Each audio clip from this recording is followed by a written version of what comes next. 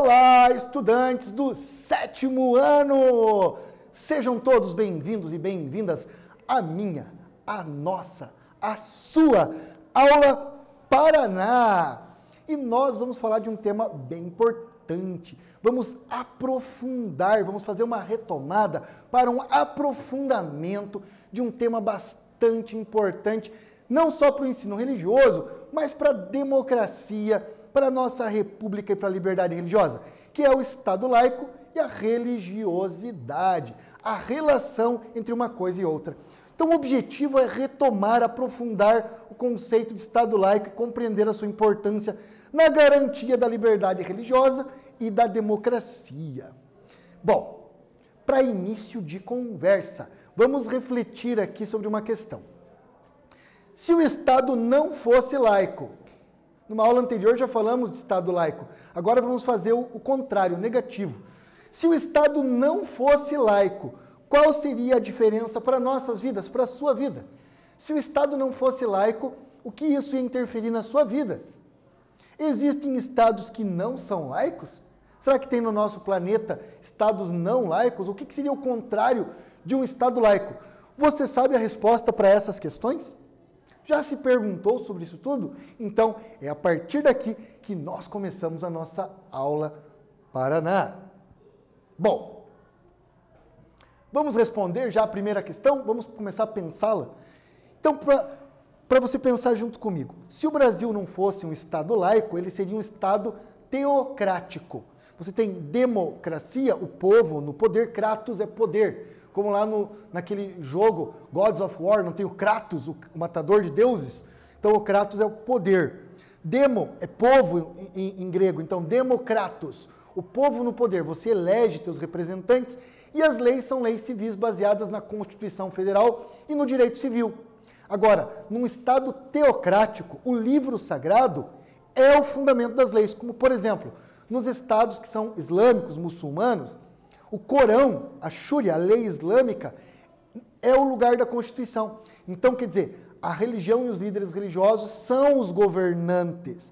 Mas na tua vida, no que implicaria? Bom, o Brasil, na história do Brasil, como já vimos numa aula anterior, na época do Império, a religião católica era a religião oficial do país. Se o Brasil não fosse um Estado laico e ainda fosse religião imperial, nós todos teríamos que ser católicos. Inclusive, o documento de identidade era o documento de batismo na Igreja Católica.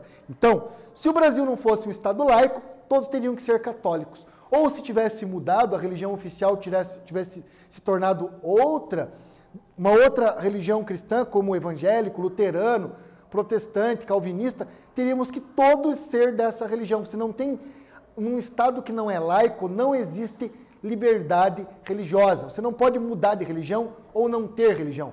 Você é obrigado a adotar a religião do Estado.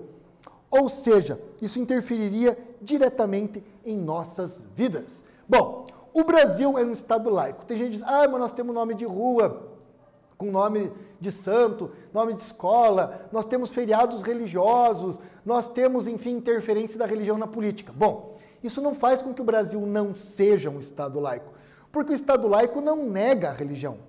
Ele garante a liberdade religiosa, mas não há uma religião oficial. Ou a religião da maioria não é a religião do Estado.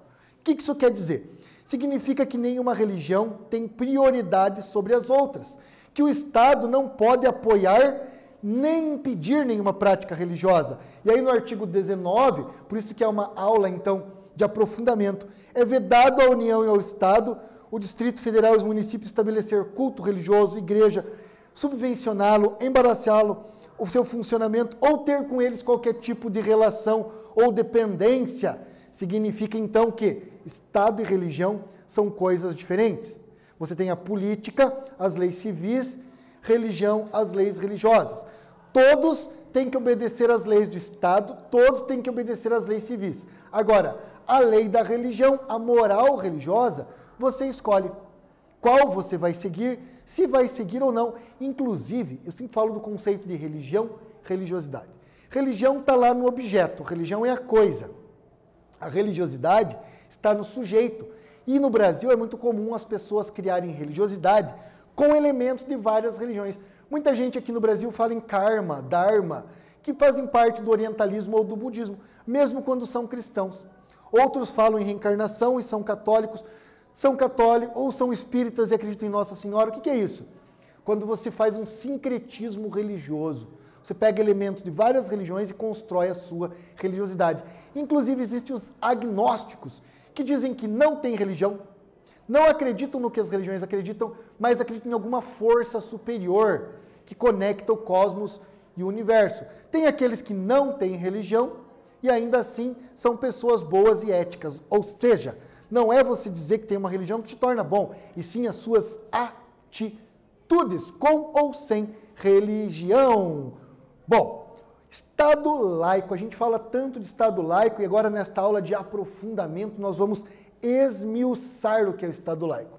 A palavra laico vem do termo grego laon, o adjetivo é laikos.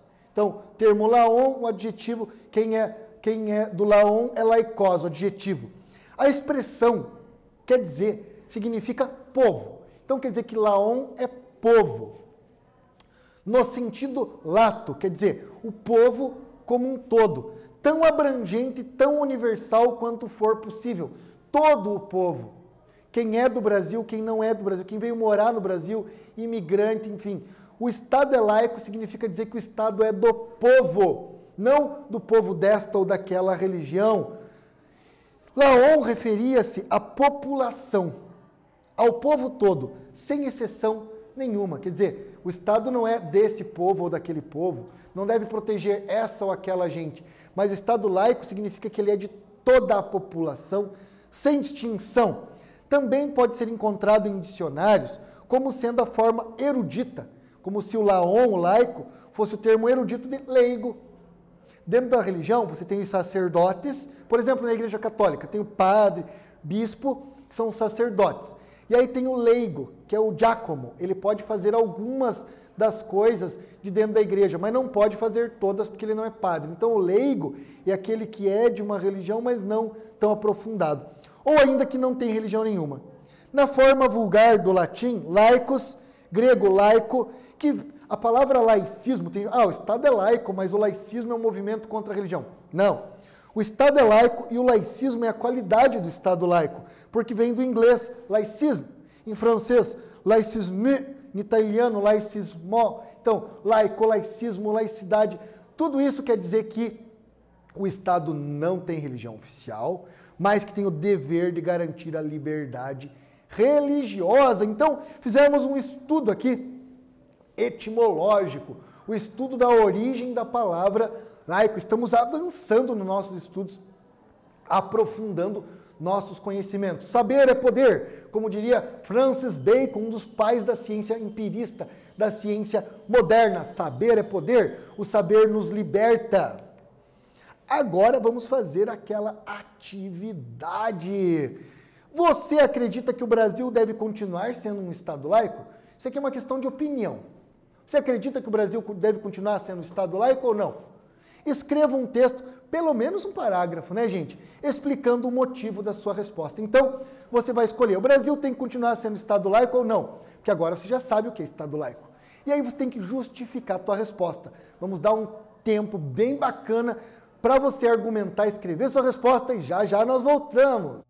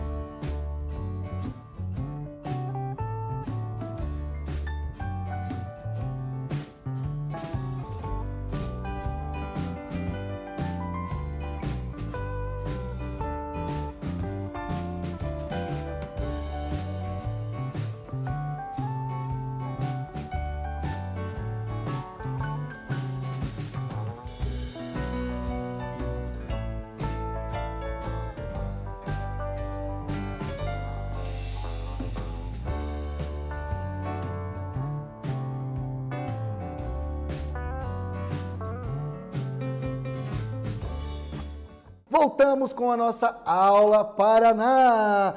E aí você teve uma atividade para dizer se você acredita que o Estado deve continuar sendo laico ou não e justificando sua resposta. Aqui não tem certo e errado, mas sim o que vale é a tua capacidade de argumentação, como você organiza seu raciocínio lógico. Bem, agora eu tenho uma surpresa para vocês.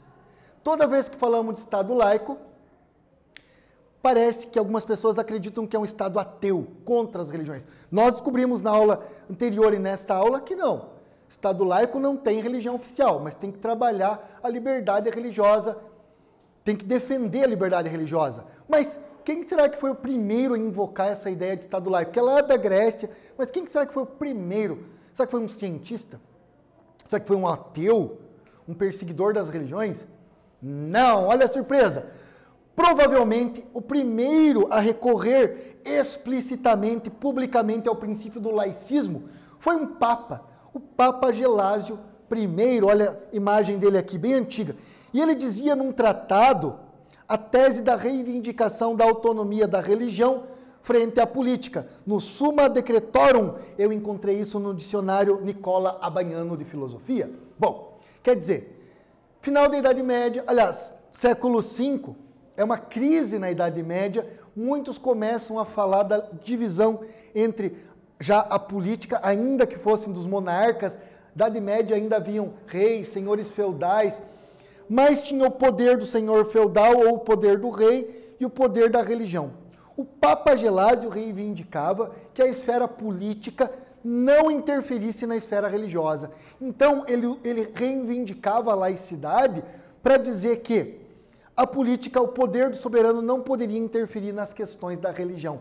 Que interessante, não é? Quer dizer, um papa foi o primeiro a invocar explicitamente o contexto da laicidade, como a não interferência do poder político na esfera religiosa. E aí, então, o frei franciscano Guilherme de Ockham.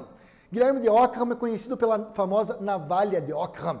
Ele dizia que, entre várias respostas, fique sempre com a mais simples, ela deve ser a verdadeira. A mais mística, fantasiosa, com certeza não é verdade. Entre várias respostas, fique sempre com aquela mais simples. Mas entre isso, o Guilherme de Ockham, na primeira metade do século XIV, já reivindicava, então antes ainda do Papa Gelásio, a autonomia da atividade filosófica, dizendo que as asserções, as reflexões, principalmente as filosóficas, que não dizem respeito à teologia, não devem ser condenadas e proibidas. Nessa época, infelizmente, muita gente morria, era queimado vivo, principalmente as mulheres, por questionar os dogmas da Igreja Católica. Então, um franciscano, um religioso, dizia: as reflexões filosóficas não devem ser condenadas quando elas não concordam com a teologia, pois nelas qualquer um deve ser livre para dizer o que lhe apraz. Por isso, ele é considerado também um filósofo, era um frei franciscano, mas filósofo, Guilherme de Ockham.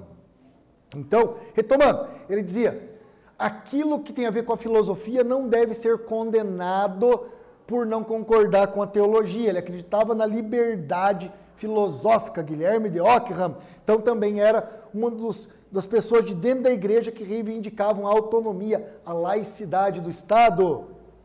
Já Galileu Galilei, que questionou que a Terra, que na época o modelo era geocêntrico, como se o Sol girasse em torno da Terra, Galilei questionou, ele viu por meio das fases da Lua, ele descobriu que era, na verdade, a Terra que girava em torno do Sol, mas isso era contra o que a igreja ensinava. E aí Galileu foi condenado à morte, a ser queimado na fogueira, como foi Giordano Bruno, Joana d'Arc, tantos outros. Mas o Galileu falou: tá bom, a Terra não se move, concordou com a igreja. Quando soltaram ele, ele estava fugindo, entrou no barco, dizem que ele gritou de longe: pero que se move, ou seja, mas se move. Só que ele fugiu. Bom, o Galileu Galilei dizia que a Sagrada Escritura, a Bíblia, e a natureza vêm as duas do verbo divino. Olha, Galileu ainda era um bom cristão. Ele está dizendo: a Bíblia, a palavra sagrada, e a natureza, todas vêm de Deus. Mas enquanto a palavra de Deus, o que está na Bíblia, tem que se adaptar ao limitado entendimento dos homens, ou seja, As pessoas interpretam a Bíblia de acordo com o seu entendimento, e é por isso que tem uma Bíblia e tantas religiões cristãs diferentes. Luterano, calvinista, anglicano, presbiteriano, mórmon, testemunha de Jeová, católico, evangélicos, pentecostais, aí tem uma infinidade de igrejas. Então, enquanto a Bíblia depende da interpretação das pessoas, em cada época da humanidade, a natureza pouco se importa com as razões que não são compreendidas, são ou não compreendidas pelos homens. Ou seja, a natureza é inexorável. As leis da natureza não dependem do nosso entendimento. Por exemplo, eu não acredito na lei da gravidade. Ela vai continuar funcionando. Eu não acredito na ciência. Bom, a ciência não depende da sua crença. A ciência funciona com observação da natureza e leis que são feitas a partir dessa observação e elas são experimentadas. A ciência é experimental. Ninguém precisa acreditar na ciência. A ciência não precisa de crença. A ciência é feita a partir da natureza e a natureza não se importa com a nossa capacidade de compreendê-la ou não. E ainda no dicionário Nicola Baiano, nos diz o seguinte: os únicos adversários autênticos da laicidade, do laicismo, do Estado laico, são correntes políticas, ideológicas ou totalitárias, ou as três coisas, correntes políticas, ideológicas, totalitárias, que pretendem chegar ao poder, inclusive usando a religião, e se manter no poder, exercer o poder, ficar no poder, não revezar como é próprio da democracia. Na democracia reveza-se quem fica no poder. Mas quem é contra o Estado laico ou da laicidade do Estado, geralmente quer usar a religião para chegar ao poder e no poder se manter de forma autoritária e arbitrária, que é totalmente contrário à laicidade do Estado, à república, à democracia e à liberdade religiosa, que como na imagem, um judeu, um cristão, muçulmano, outro cristão, alguém que tem dúvida e alguém que simplesmente não acredita em nada. Isso tudo é muito importante para a manutenção do Estado laico e das nossas liberdades individuais. Bom, você acredita que a ciência deve ser livre da condenação religiosa? Fala de outro jeito. Você acredita que a ciência tem que progredir, fazer as suas experiências independente da moral religiosa? E que a religião também não precisa ser comprovada cientificamente? Tanto a ciência tem que ser livre da religião, como a religião também, porque se provar cientificamente não é religião. Escreva pelo menos um parágrafo argumentando sobre esta questão. Um tempinho para vocês pensarem, escreverem e já voltamos.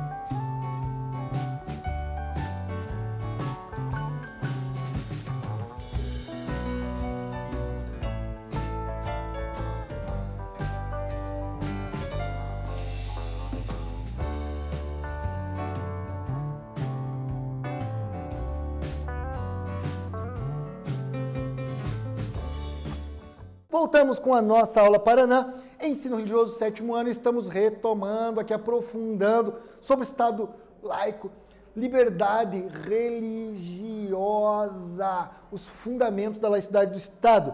E aí aqui você tinha que argumentar sobre, você acredita que a religião não pode interferir na ciência e a ciência não deve interferir na religião? Não importa se você é a favor ou contra, o importante aqui é você argumentar de maneira lógica. Muito bem. Por isso, quando falamos de Estado laico, o ensino religioso na escola pública, nossa aula Paraná, não é aula de religião. A doutrinação religiosa ela é própria dos lugares sagrados. Doutrinação religiosa na igreja, no templo, na sinagoga, no terreiro, enfim, no lugar sagrado. No espaço público trabalhamos o respeito à diversidade cultural e religiosa, a pluralidade do Brasil. Já é quase o nosso lema, conhecer para respeitar. Nelson Mandela, que foi preso injustamente porque era a favor da igualdade, prenderam um homem inocente na África porque ele era contra o apartheid, ou seja, segregação de brancos e negros. A África, além de escravizarem e levarem os negros para vários países do mundo, também invadiram a África e tomaram o território deles. E o Nelson Mandela era a favor da igualdade, ele não era contra os brancos, a favor da igualdade. Quando ele saiu da cadeia, depois de muito tempo preso, inclusive ganhou o Nobel da Paz, não ficou com um discurso contrário aos brancos. Pelo contrário, ele disse, ninguém nasce odiando outra pessoa pela cor da pele, por sua origem ou por sua religião. Para odiar, as pessoas precisam aprender. E se podem aprender a odiar, podem também ser ensinadas a amar. Ame, ame, ame. Estude, estude, estude. Supere. E aí, temos aqui uma poesia que eu vou deixar para o final. Nesta aula, nós retomamos o conceito de Estado laico, aprofundamos o que nós sabemos sobre Estado laico, descobrimos a importância da laicidade do Estado para a garantia da liberdade religiosa e, com isso, as demais liberdades e direitos próprios de uma democracia. A liberdade religiosa é fundamental. Se não garante a liberdade religiosa de pensamento, quais garantias vamos ter? Bom, encerramos nossa aula com o finalzinho da poesia do Braulio Bessa. E ele nos diz, seja menos preconceito, seja mais amor no peito. Seja amor, seja muito mais amor. E mesmo se assim for difícil ser amor, não precisa ser perfeito. Mas se você não puder ser amor, seja pelo menos respeito. Até a próxima aula.